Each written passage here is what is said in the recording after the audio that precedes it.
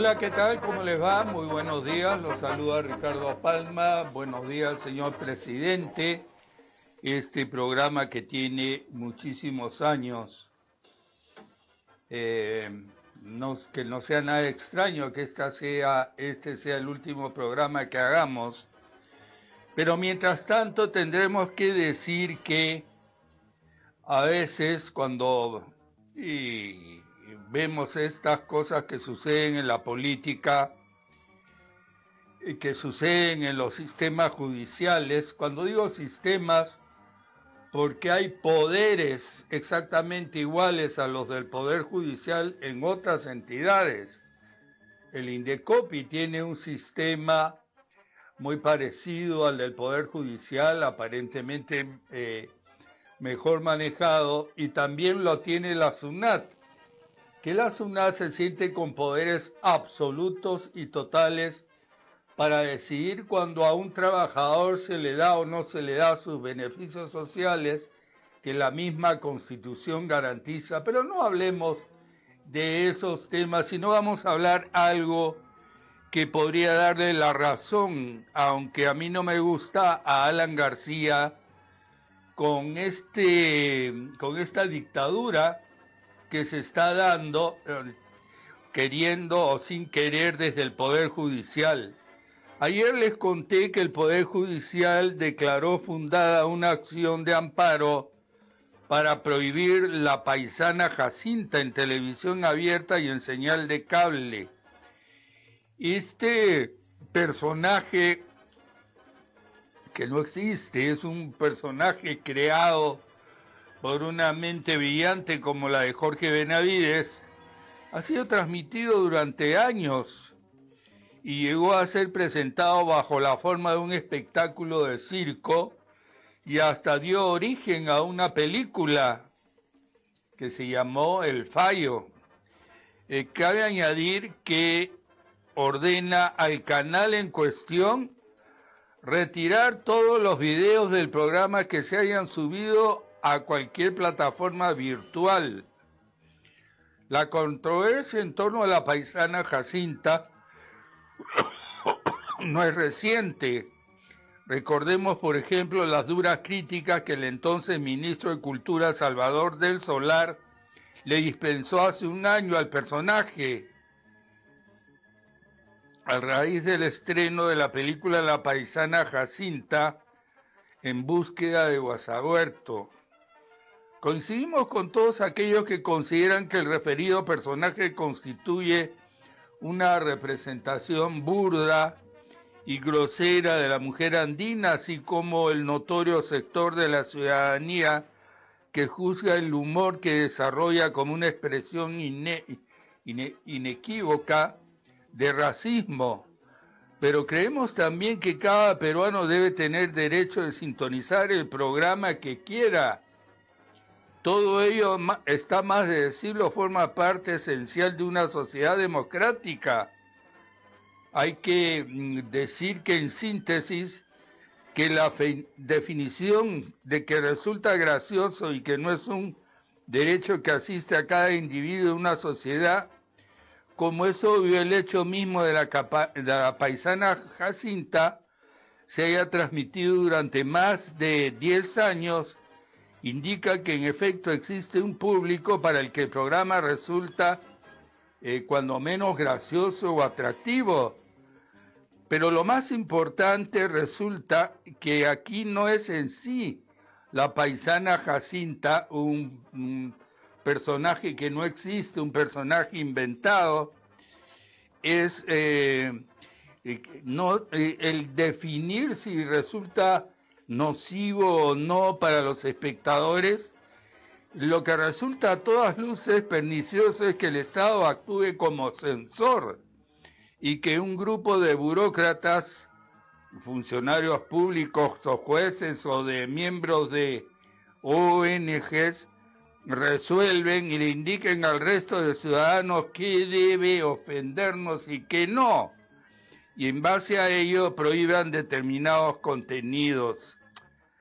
Bueno, a lo largo de la historia, estas censuras han existido. Yo tengo que recordar que en 1960 la Iglesia Católica tenía una lista de libros que los estudiantes de colegio no debían leer, y entre ellas las tradiciones peruanas, nada más y nada menos. Y que si se leían, solo se debían leer unas cuantas elegidas. Otro tanto sucedió con la Biblia. Los católicos no podíamos leer la Biblia, sino unas cuantas partes de la Biblia que la Iglesia Católica condensaba en libros que se llamaban Historia Sagrada. Estamos pues ante un retroceso de lo que fueron viejos tiempos. Ahora eso no es nada nuevo. En Iowa, en Estados Unidos, se acaba de dar una ley que prohíbe que los presos vean pornografía en las cárceles. O sea, el prohibir, el sentirse censores, el sentirse los buenos, el sentirse termina muy mal para el mismo individuo que va descubriendo que las cosas que él en algún momento creyó que eran malas terminan siendo lo contrario. Dicen que la mayoría de las personas homofóbicas lo son porque le tienen muchísimo miedo a su propio interior, que les dice que las cosas son de otra manera, y cuando la homofobia es vencida por sus propias fuerzas internas, o si ustedes quieren usar la palabra de Molière o de cualquiera de los filósofos que hablaban en su tiempo de los demonios internos que tenemos cada uno de ellos. Esto pues de censurar lo que está bien o lo que está mal es una vieja costumbre de la humanidad. Es cierto que hay ciertas cosas, hay temas en cuanto a la sexualidad humana que tienen reglas de recato y pudor y que tienen su propio carril por el cual van, y que tienen que tener esa censura para las personas menores de edad, para los niños o para las mujeres que se sientan escandalizadas por eso. Pero esa decisión tiene que ser una decisión de la familia, de los padres, de la misma persona que se niega a ver pornografía. Pero a los presos, yo creo que se comete un grave error, y como estamos en un horario donde nos escuchan niños, no voy a explicar cuáles son las razones, pero estas tienen que ver con la presión mental que ejerce en la sexualidad en cada individuo y que necesita un desfogue natural. Bueno, voy a dejar este tema. Me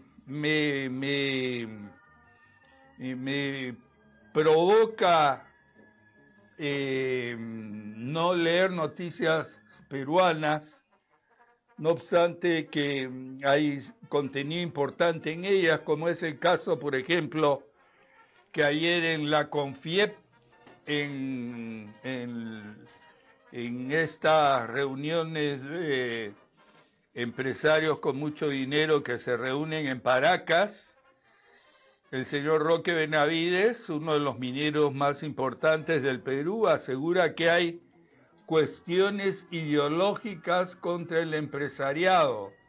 Veamos qué fue lo que dijo el señor Roque Benavides. Todas las cosas en contexto. A ver. Hay una investigación que se llama Cócteles, donde se insinúa que la CONFIEP entregó dineros a la candidata Keiko Fujimori en el año 2011. Y eso falta la verdad.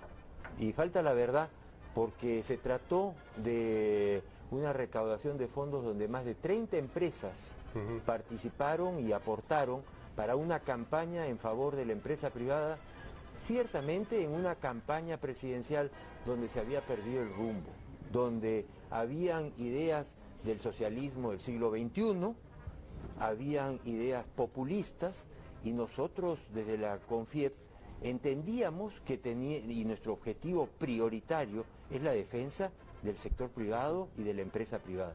Y entonces hicimos una campaña en favor de la empresa privada y de demostrar las bondades de la empresa privada. Todos los dineros que ingresaron a esa campaña fueron bancarizados y fueron registrados en la CONFIEP, y los gastos también siguieron ese mismo proceso. Medios de comunicación como Canal N, radioprogramas, en fin, todos los medios de comunicación pasaron estos programas que nosotros transmitíamos. Lo cierto es que todo esto se le ha informado y se le ha sustentado a la Fiscalía. Sin embargo, continuamos con investigaciones y el señor Ricardo Briceño y la CONFIEP siguen siendo nombrados en cada uno de estos comparendos que se dan, todos pasados por televisión. Y entonces uno dice, ¿qué cosa es lo que está pasando acá? Cuando ya se les ha demostrado con todo tipo de documentos la veracidad de lo que venimos diciendo. Entonces, es evidente que hoy día hay un problema con los partidos políticos, ellos tendrán que defenderse. ¿Pero la pregunta era, forma parte del mismo fenómeno una cosa y la otra? No, definitivamente no. Son dos campañas de destrucción independientes una de otra. Por eso, yo dije, hay seguramente una campaña de destrucción de partidos políticos, ellos tendrán que defenderse.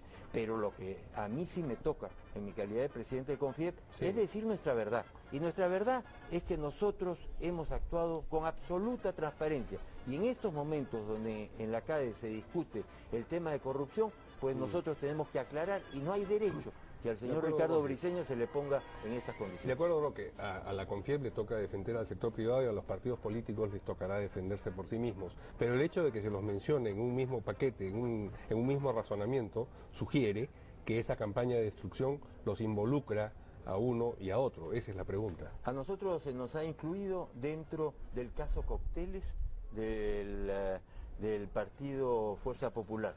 Y por lo tanto, seguramente la mención que hicimos en su momento se refiere a eso, pero no hay más que eso. Nosotros estamos defendiendo la seriedad y la transparencia con la que actuamos permanentemente, y sin perjuicio de que yo no era presidente de CONFIEP el año 2011, momento, claro. Definitivamente nosotros sí nos solidarizamos con el señor Ricardo Briceño y por supuesto tenemos todos nuestros papeles en regla. Ahora, una campaña no es un hecho aislado, una campaña supone hechos sucesivos alineados hacia un mismo fin y supone distintos agentes. Una persona no hace una campaña.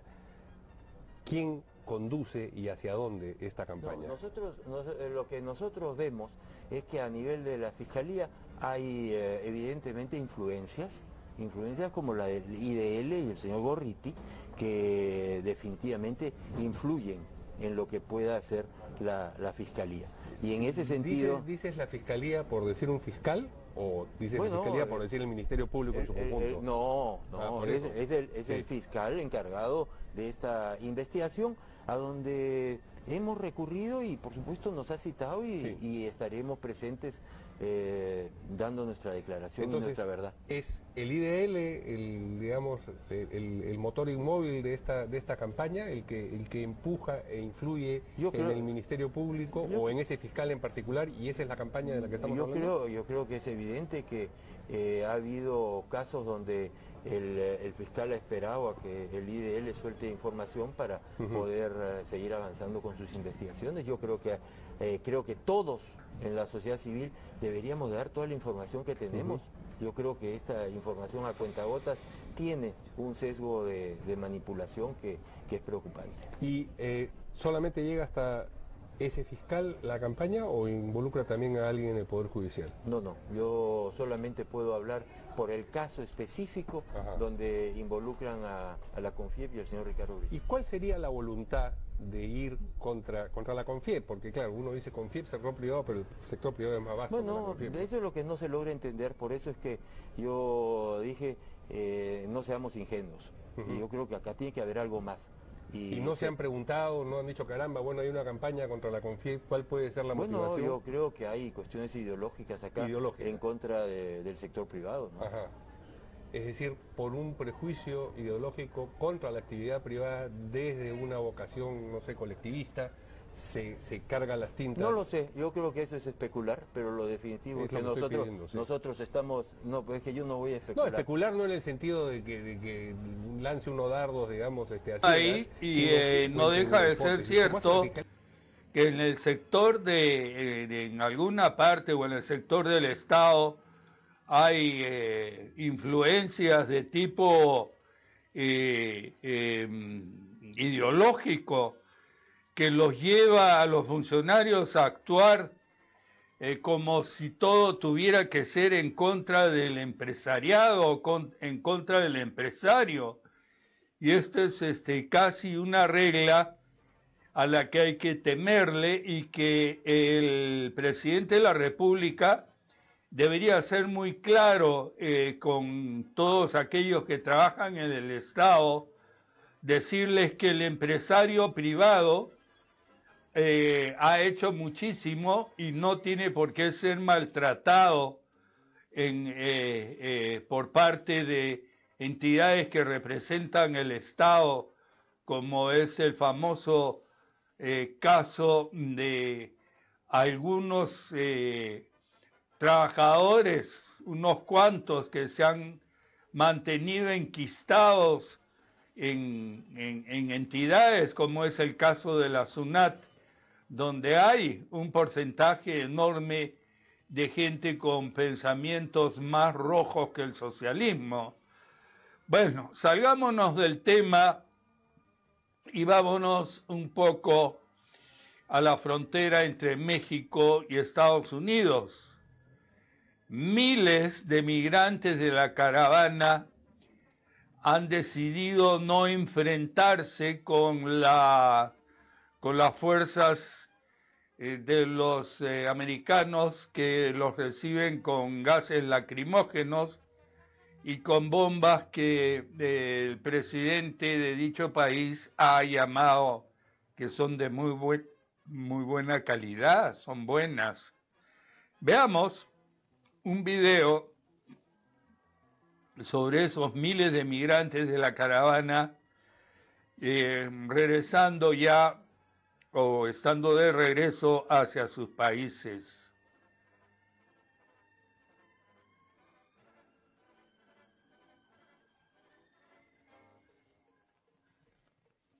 Migrantes que integran la caravana que se dirigía a Estados Unidos han decidido volver a sus países de origen. Más de 2.000 indocumentados han pedido apoyo oficial a México para regresar, mientras que alrededor de 7.000 lo hacen por su cuenta, renunciando así al llamado sueño americano. Desde Washington, por su parte, anuncian que iniciarán el proceso de solicitudes de asilo en un periodo de entre 5 u 8 semanas. Nos resume la jornada nuestra compañera Pamela Kibek. Más de 2.000 migrantes los que han mostrado ya su interés por regresar a sus países de origen y es por ello que se acercaron al Instituto Nacional de Migración para pedir el apoyo de autoridades mexicanas, apoyo que ya les fue brindado y pues ellos ya están regresando a sus países, tanto Honduras como El Salvador como Guatemala, según informó de manera oficial la Secretaría de Gobernación.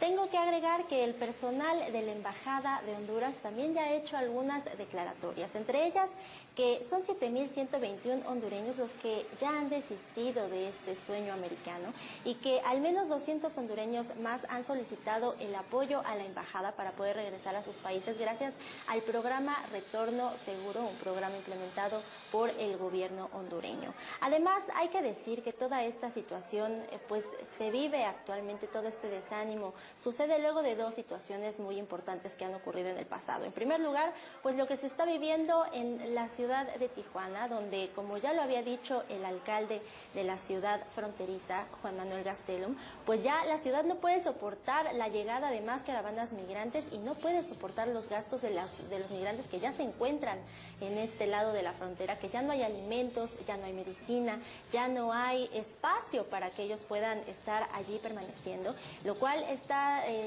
terminando en una situación de hacinamiento, según lo dijo Guillermo Trejo Dosal, que es el secretario de Salud de Baja California. Pero vamos a escuchar en sus propias palabras. Bueno, vamos a dejar este tema y vamos a proyectar esa misma situación con la invasión de venezolanos que hay en el Perú.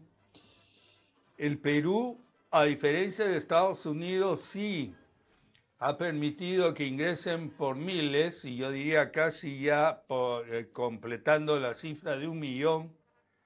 Y esto ha tenido que tener alguna clase de efecto, no solo en la economía, sino en la disponibilidad de trabajos. Es tan evidente que no hay lugar donde usted no vaya y no encuentre una venezolana o un venezolano que definitivamente ha dejado sin trabajo a algún peruano. Pero lo cierto es que el Perú ha sido muy generoso en ese sentido, pero también espera que otros países lo sean con nosotros. Como van las cosas en nuestro país, el desorden, el caos en el tránsito, la pésima justicia, las interminables colas que hay en los juzgados, el caos que existe en el tráfico, la prepotencia del manejo en el tráfico, el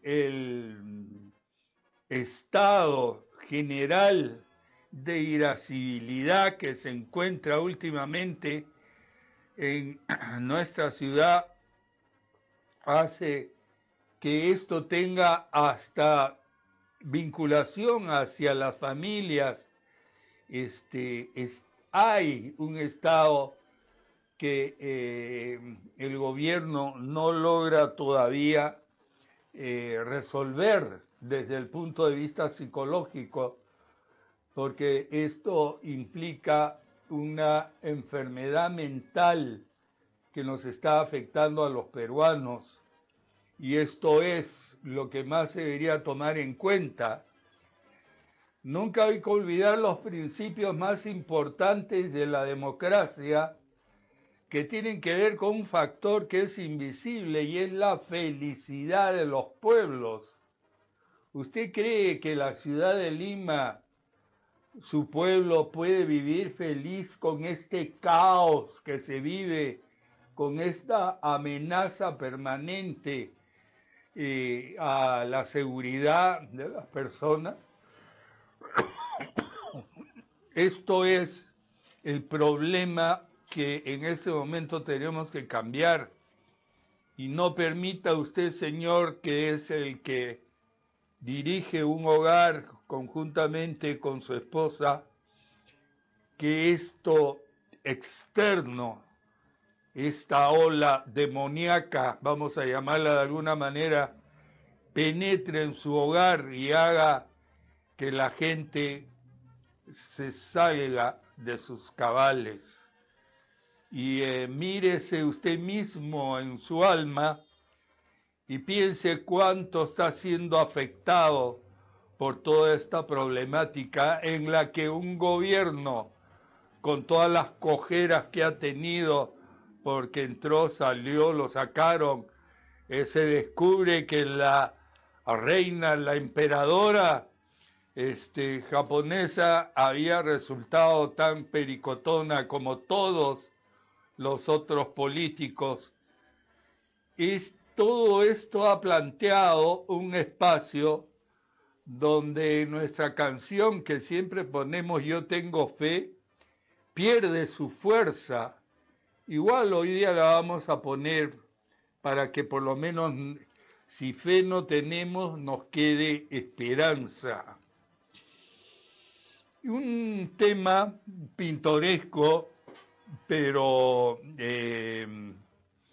que pinta como el G20 no debió de haber sido organizado en un país que no tiene preparación para ese tipo de cosas. Me refiero a la Argentina, que probablemente no tiene una cancillería tan eficiente como la nuestra.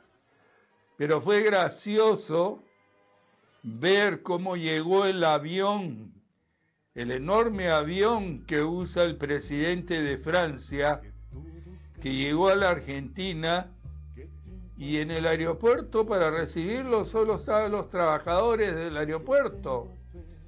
Habían puesto ya, habían hecho las cosas que supuestamente debían de hacer. La vicepresidenta que debió recibir al presidente de Francia se había quedado dormida simplemente, y así es que Emmanuel Macron vivió un incómodo momento a su llegada a Argentina, y vamos a escuchar más tarde qué dice Radio Francia de esto, debido a que ninguna delegación oficial fue a recibirlo. El presidente de Francia es uno de los líderes que participa en esta cumbre del G20. Él, junto con su esposa, Brigitte Macron, llegaron y no había nadie para recibirlos. Lo cierto es que él tuvo que salir, se bajó del avión a saludar a los empleados del aeropuerto. Las imágenes captadas por los medios de comunicación, en ellas se observa a Emmanuel Macron bajando del avión y mirando. Oye, nos habremos equivocado de país, habremos aterrizado en otro país, y comitiva argentina no había. Así que él, para no quedar mal, saludó al que baja las maletas, saludó al que cuida las llantas del avión. Felizmente estuvo el piloto del avión para saludarlo, pero también él era francés. Bueno, hay unos chismes y rumores que no vale la pena, mejor dicho, que vale la pena escucharlos, y es que Alan García se habría arrepentido de pedir asilo a Uruguay y estaría pidiendo asilo a Costa Rica. Se dice, así se dice con los chismes, que habría intentado pedir asilo a Colombia, México y Chile. Bueno, esto es lo que se dice. Bueno, les voy a leer la noticia que llega de Estados Unidos, donde reclusos de Iowa, se escribe I-O-W-A, Iowa, reclaman su derecho constitucional de ver pornografía. Un grupo de reos presentó una demanda constitucional para que la justicia una ley que les prohíbe ver pornografía. En su demanda, los reos aseguraron que los desnudos y el autoplacer no son antinaturales. Reclusos de Iowa consideran ver material pornográfico en las cárceles del estado como un derecho constitucional y han presentado una demanda para que la justicia anule una ley que se lo prohíbe. Informan hoy los medios locales de dicha zona norteamericana. La ley que eliminó una política que creaba áreas privadas en las cárceles para que los reclusos vieran fotografías o videos pornográficos, con sexo explícito fue aprobada en julio, pero recién entró en vigor este mes. Bueno, estos son líos increíbles. La otra noticia tiene que ver que Trump no va a hablar ni va a saludar a Putin, porque Putin, a través de su armada, ha atrapado a tres barcos de Ucrania. Bueno, hay en los Estados Unidos una falla que se llama la falla de San Andrés, que es una especie de grieta que va creciendo lentamente, la que se considera el origen de todos los sismos que hay ahí. Así que vamos a ver un interesante video sobre esta falla de San Andrés. Hay una alerta de que podría producirse un terremoto desde ahí. Veamos. Neta en alerta.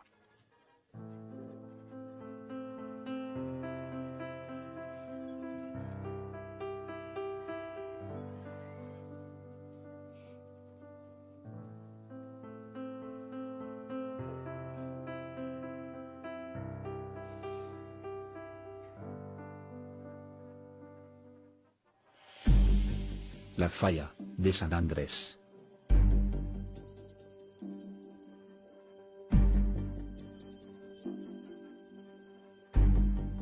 California.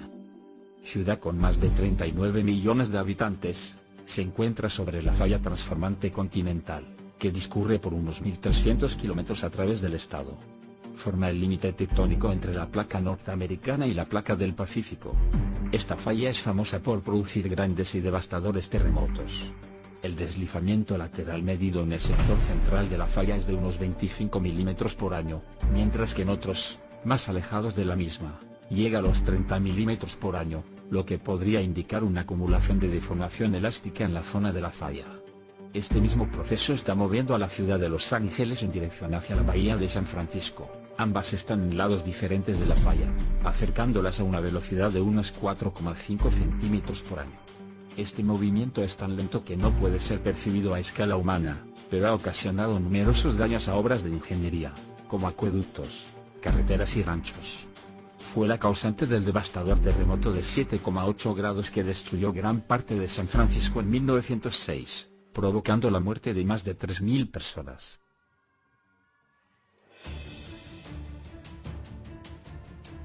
La falla de San Andrés, que recorre California de norte a sur, a lo largo de 1.300 kilómetros, y que delimita la placa norteamericana de la placa del Pacífico, es una de las más estudiadas del planeta, ya que en su totalidad se encuentra sobre la superficie terrestre. La que más preocupa a los científicos es la sección sur de la falla, en la que no se ha producido un sismo en cerca de 300 años, pese a que los registros geológicos indican que es la causante de un gran terremoto con una periodicidad de unos 150 años.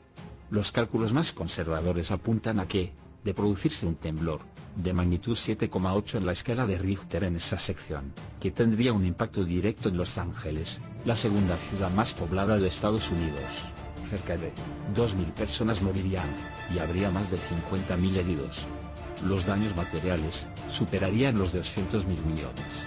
La información con la que trabajamos los científicos indica que el extremo sur de la falla de San Andrés es en la que es más probable que se produzca un gran terremoto en los próximos 30 años, señala en conversación con BBC Mundo Jennifer Andrews, sismóloga del Instituto de Tecnología de California, Caltech. Según explica Andrews, la parte media de la falla se rompió hace unos 160 años, y la parte norte en 1906, provocando el terremoto de San Francisco. La parte sur de la falla no se ha quebrado en cerca de 3 siglos, y sabemos que durante este tiempo, la tensión se ha ido acumulando. La experta del Caltech señala que en el pasado, los terremotos en California tuvieron un impacto limitado, porque la densidad de población de ese territorio era muy baja. Hoy en día, las cosas serían muy diferentes, ya que en zonas como el sur de California, viven millones de personas. Para los expertos, ahora es fundamental que las autoridades se tomen en serio la puesta en marcha de un sistema de alerta temprana de terremotos. Desafortunadamente en este país, muchas veces la voluntad de mejorar las cosas, solo llega después de que ocurra un desastre, le dijo a BBC Mundo, Peggy Heiweg, responsable de operaciones del Laboratorio Sismológico de Berkeley, en el norte de California. Nuestros sistemas de alerta de terremotos deberían ser mejores. No tenemos sensores en todos los sitios en los que son necesarios. No tenemos una infraestructura robusta. Heiweg cree que en California hay partes del sistema de prevención de sismos que están funcionando moderadamente bien, y otras que no tanto. Los servicios de emergencia, la gente que responde a los desastres naturales, como los bomberos o la policía, están relativamente bien preparados. Los que no están preparados son los ciudadanos y los negocios privados, señala la experta, quien atribuye este hecho a que hace tiempo que no ocurre un terremoto de importancia en California, lo que ha vuelto a la gente complaciente.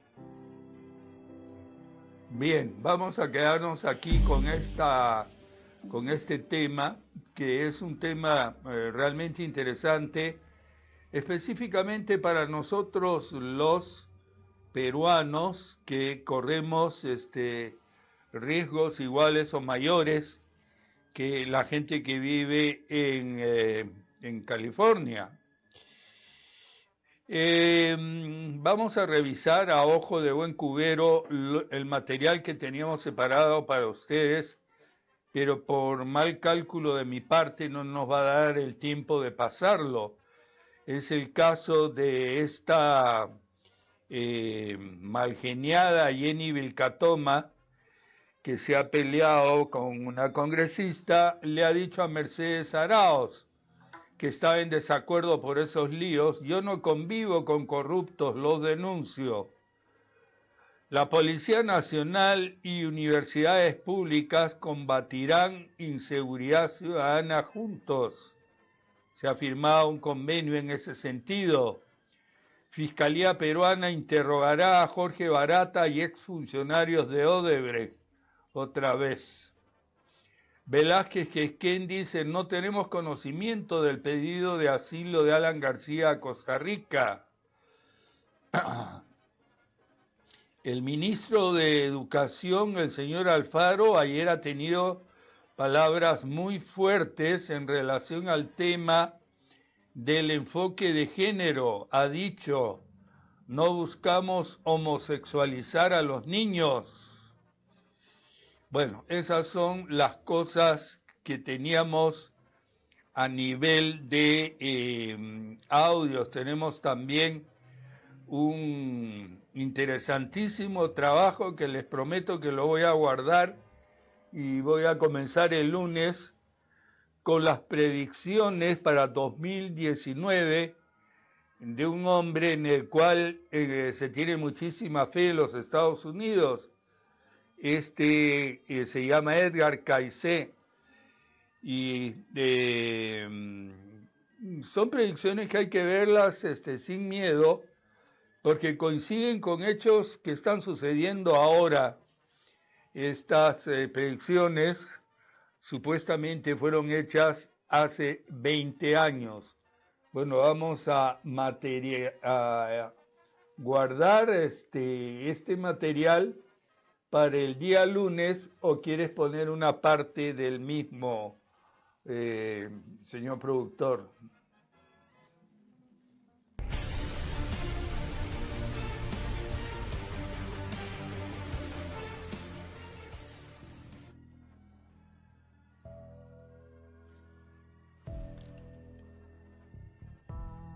Edgar Cayce, el profeta durmiente, fue un devoto cristiano y también fundó la Asociación para la Investigación y la Ilustración. Era un clarividente estadounidense que revelaba información profunda sobre diversos temas, como los orígenes humanos, los sueños, la meditación, la oración, la religión, los reinos de la vida futura, la conciencia y el libro de la revelación, por nombrar algunos. Mientras se encontraba en un profundo estado de trance meditativo, Cayce accedería al mundo espiritual, así como a sus registros acásicos, y obtendría información sagrada relacionada con el pasado, el presente y sobre todo el futuro.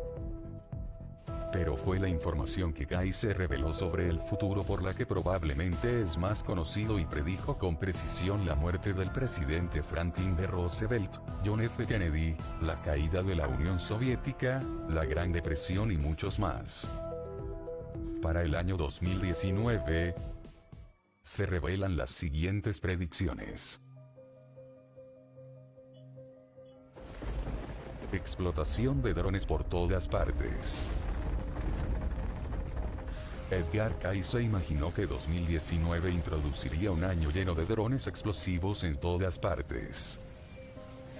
Esta predicción es muy aterradora ya que nos regresa al intento de asesinato escalofriante de la columna vertebral del presidente venezolano, Nicolás Maduro, quien pronunció un discurso en Caracas, Venezuela, ante una gran asamblea militar, mientras se acercaban drones que transportaban explosivos y detonaban cerca del escenario. Los atacantes de Maduro utilizaron un DJI Matrice 600, un modelo de gama alta que cuesta alrededor de $5.000 y puede cargar más de 5 kilogramos, o aproximadamente 11 libras, pero los drones más baratos también pueden ser peligrosos. Este incidente marcó el primero de muchos intentos de matar a un jefe de Estado con un pequeño avión no tripulado disponible comercialmente. El uso malicioso va más allá de los explosivos, ya que incluye el contrabando de drogas, la vigilancia criminal, la inyección de malware y más. Los límites se definen menos por la tecnología que por la imaginación de uno.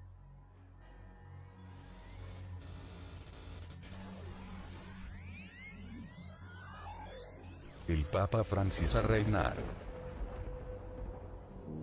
El gran pronóstico preveía que 2019 sería el año en que el Papa Francis renunciará indefinidamente. La predicción parece muy posible ya que la abrumadora popularidad del Papa Francis en los Estados Unidos ha tenido un gran éxito desde que se publicó un nuevo informe sobre abuso sexual en agosto, según 2 nuevas encuestas. La crisis de abuso sexual, que se atenuó por un tiempo después de que el Papa Francis se convirtiera en Papa en 2013, se ha reavivado con una serie de nuevas revelaciones. El Papa Francis aún no ha respondido a las acusaciones de que él habilitó y empoderó a los abusadores sexuales conocidos. La Iglesia ha sido recientemente golpeada por un escándalo de abuso sexual tras otro, desde Alemania hasta los Estados Unidos y Chile. Las denuncias involucran a 167 funcionarios católicos y 178 víctimas hasta el momento. El Papa recientemente declaró que está convencido de que Satanás es el culpable del escándalo de abuso sexual y que el diablo está vivo y bien y está trabajando para socavar a la Iglesia.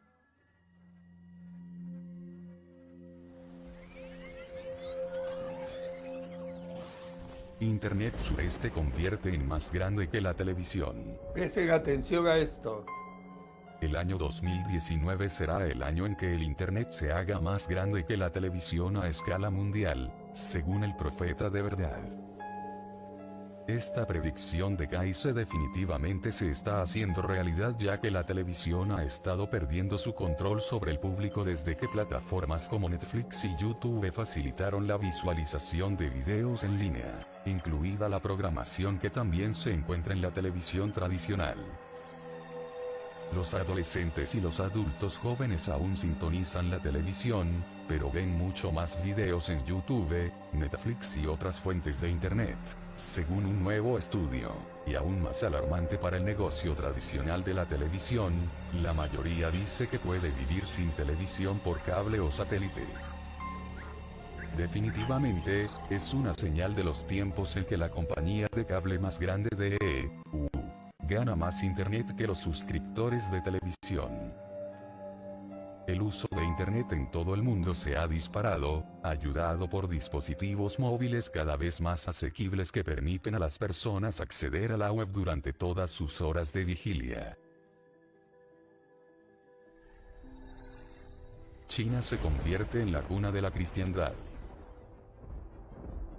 Según Cayce, toda la Biblia puede verse como el relato simbólico del pasado, presente y futuro de la humanidad, desde la caída de las almas humanas del cielo hasta la restauración de las almas humanas a sus orígenes divinos. Décadas antes de que el resto del mundo pensara en el enorme impacto que China tendría en el escenario mundial, Kai se predijo grandes cosas para China y su gente. El 3 de agosto de 1943, Kai se dio una lectura a un hombre que le preguntó sobre el destino de China justo antes de ir allí para servir como misionero cristiano. En la lectura, Kai se prometió que China conduciría a más democracia y mayor libertad religiosa. También sugirió que con el tiempo la cumbre de la civilización se movería de Occidente a los chinos. Edgar dijo, esto, aquí, será un día la cuna del cristianismo, tal como se aplica en la vida de los hombres. Sí, está lejos ya que el hombre cuenta el tiempo, pero solo un día en el corazón de Dios, porque mañana China se despertará. Deje que todas y cada una de las almas, al llegar a esos entendimientos, hagan algo, entonces, en su propio corazón. Alimentos impresos en 3D. El gran Edgar Cayce predijo que 2019 será el año en que los alimentos impresos en 3D se generalizarán indefinidamente. Esta predicción definitivamente se está haciendo realidad ya que una organización líder en investigación y desarrollo en Europa está a la vanguardia del desarrollo de un ecosistema completamente nuevo de alimentos con ingredientes novedosos y una funcionalidad novedosa. Imagina que te levantas y preparas el desayuno, huevos revueltos esponjosos que no provienen de una gallina, pero que tienen un sabor idéntico a los que recuerdas haber comido de niño. Nunca se sabría que la proteína de huevo en su plato, ovoalbúmina, se desarrolló en un bioreactor industrial utilizando hongos. Por ejemplo, para el almuerzo, puede dirigirse a la impresora 3D de su cocina y colocar un cartucho, seleccionar la textura y el sabor que prefiera y luego retirarse mientras su comida se ensambla químicamente. Luego, para el postre, usted come un poco de chocolate que sabe más delicioso que las trufas del pasado. Eso es porque estos granos de cacao fueron modificados genéticamente para mejorar su sabor.